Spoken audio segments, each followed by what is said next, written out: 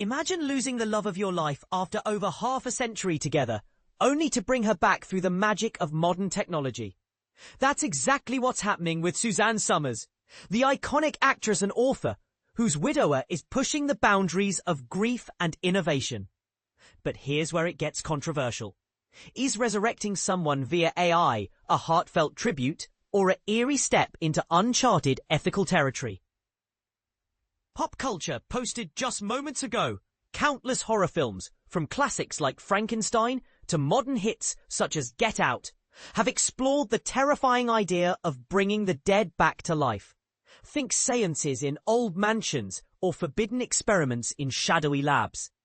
It's only a matter of time before these fictional nightmares evolve from supernatural rituals or graveyard antics to the cold precision of artificial intelligence. And guess who's at the forefront of this real-life twist?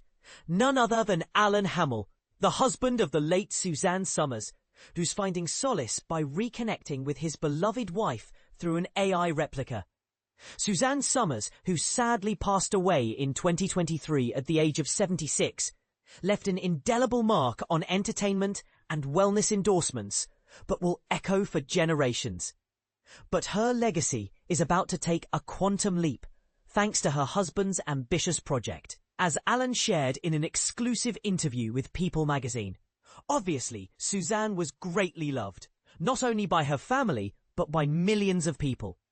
One of the projects that we have coming up is a really interesting project, the Suzanne AI twin. He even unveiled a demo back in the early part of this year.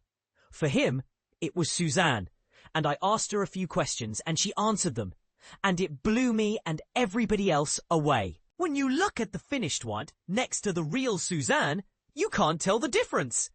It's amazing. And I mean, I've been with Suzanne for 55 years, so I know what her face looks like. And when I just look at the two of them side by side, you really can't tell which one is the real and which one is the AI. To break this down for those new to AI, artificial intelligence is basically computer software trained on vast amounts of data to mimic human behavior, like responding to questions or generating images. In this case, Alan explains that the AI version of Suzanne has been meticulously programmed using a treasure trove of her interviews, books, and other materials to capture her unique speech patterns, facial expressions, and even her quirky mannerisms. And here's the part most people miss. The project wasn't just a post-mortem idea. It actually started while Suzanne was still alive and supportive. As Alan puts it, she said, "I think it'll be very interesting and will provide a service to my fans and to people who have been reading my books, who really want and need information about their health." She said, "Let's do it." So that's the reason we did it. And so I love being able to fulfill her wish. Imagine if your favorite author or celebrity could continue sharing advice long after they're gone. It's like having a digital oracle for diet tips or wellness wisdom, drawing from their own expertise. Sponsored content. Yet, despite the noble intentions, this venture raises chills that go beyond any sci-fi plot. Unlike projects like Tilly Norwood, the AI-generated host on SAG-AFTRA's ad, which is clearly labelled as artificial and not meant to deceive, this feels more like a high-tech form of necromancy, a risky detour in our AI journey that could blur the lines between memory and manipulation. Is it a beautiful bridge to keep her spirit alive, or a slippery slope toward exploiting grief for profit? But wait, what if we consider the counterpoint? In a world where AI chatbots already help with mental health or education, could this be a positive evolution, offering comfort to millions mourning lost loved ones?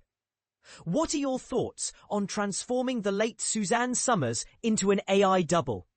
Do you see this as a meaningful extension of her influence, or does it cross into unsettling territory? Share your opinions in the comments.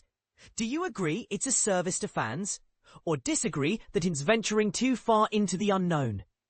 About the author, news editor, Favorite movies: 12 Angry Men, 2001 A Space Odyssey, All the President's Men, Almost Famous, Annie Hall, Bicycle Thieves, Carnal Knowledge, Cinema Paradiso, Dick Tracy, Double Indemnity, Halloween, Harold and Maude, In Bruges, The Killing, Magnolia, Minnie and Moskowitz, Modern Times, Paris, Texas, Rosemary's Baby, Taxi Driver Likes, Film History, Movie Marathons, Top 5 Lists, Black Coffee, The Muppets, 90s Alternative, New Hollywood, Groucho, Zevon, That Picture of Dali Walking an Anteater.